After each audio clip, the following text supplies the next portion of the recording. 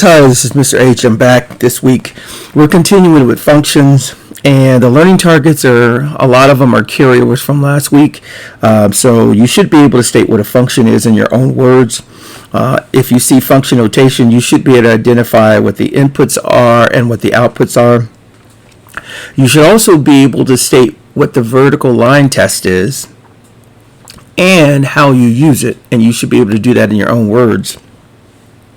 If you're given a graph of a function, you should be able to tell me what the inputs are and what the outputs are. And those are the learning targets. So remember from last week, every function has to have two things. It has to have an input and an output. And in particular, the input must have one and only one output. Okay, the vertical line test. The vertical line test says if you are given a graph, if you draw a vertical line anywhere on that graph, if you hit the graph in more than one place, then it's not a function. Basically what that means is the vertical line is considered the input, and if you hit the graph in more than one, let's say you hit the graph in two places, that means that that input has two outputs, and we know that that can't be true, so that's why it's not a function.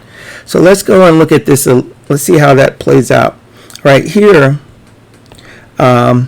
when you look at this, and if I were to ask you, is this a function, you should be able to say, no, this is not a function because it fails the vertical line test. And let's see how that works. I'm going to draw a vertical line. Okay, that's a vertical line. This is considered the input. So when x is equal to a -6, the outputs are here, would be 4, and the other output would be a -2. So one input cannot produce two outputs. So that's why it's not a function. All right, let's keep going. All right, so if I said, give me an x value, let's see, we say x equals a -8, then you would just come over to a -8 and you would draw a vertical line. This is the input. X equals a -8. Let's do one more. If I said x equals 9, you would come over to 9 and you would draw a vertical line. Okay? Now, outputs are similar except that they're horizontal lines. So if I said y equals 7, you would come to the horizontal line and you'd draw it at 7. If I were to say f of x equals a -4, that means the output is a -4, so you're going to come here and draw a horizontal line, and that would be a -4. Now you could write it this way, y equals 4, or you can write it this way, f of x equals 4, because y is equal to the f of x. So those are the equivalent things. Y and f of x are basically the same thing. All right, let's go. Now, this is from Delta Math. These are some of the assignments. So if they say, what is x equals 2? You should say, oh, that's an input line that goes through 2, which means it's going to be a vertical line. There. That's the answer. Okay? If it says, okay, write an equation, and you look at this horizontal line, oh, you'll say, oh, that's got to be an output, so it's going to be y equals, and then the number is a -6. That's it. Now, whenever you're given a graph and they're asking you to evaluate, the very first thing you should do is you should say, what did they give us?